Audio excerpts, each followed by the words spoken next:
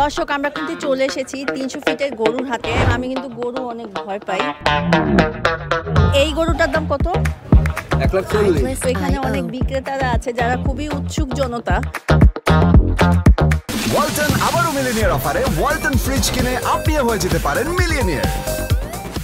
বিক্রেতাদের সাথে কথা বলি, তাদের আসলে এটা একটা সংসার হয়ে গেছে, একদম সংসারের মতন আছেন না? এখানে সংসার পাতাইছেন এখানে? সংসার পাতাইছি। বউ কি মিস করতেছে আপনাকে? না, তারা তো আমাদের ভালোভাবে ফিরে আইসো। আপনাদের টাকা পয়সা নিয়ে না, পকেট ভরে টাকা পয়সা নিয়ে।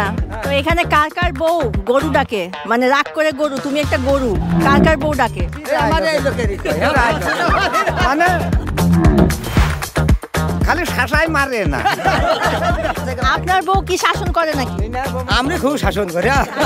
এটা তো আপনার দেখে বোঝাচ্ছে। ওয়ালটন আবারও মিলিয়নিয়ার অফারে ওয়ালটন ফ্রিজ কিনে আপনিও হয়ে যেতে পারেন মিলিয়নিয়ার। এখানে বাসায় রান্না করেন কে কে? আমরা সবাই রান্না করি। বউ রান্না করে না? বউরা ভাত রান্না করে বউতে ধরে মারবে না আমাকে।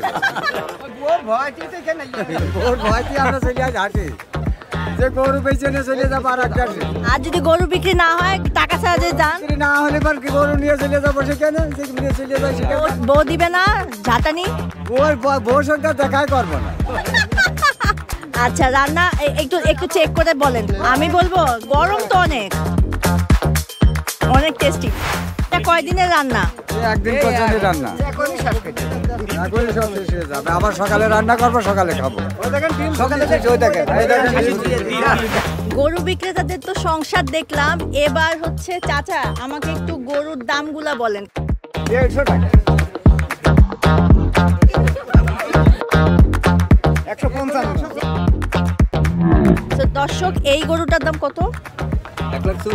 1,40,000। বাহ। ওয়ালটন আবারও মিলিয়নিয়ার অফারে ওয়ালটন ফ্রিজ কিনে আপনিও হয়ে যেতে পারেন মিলিয়নিয়ার।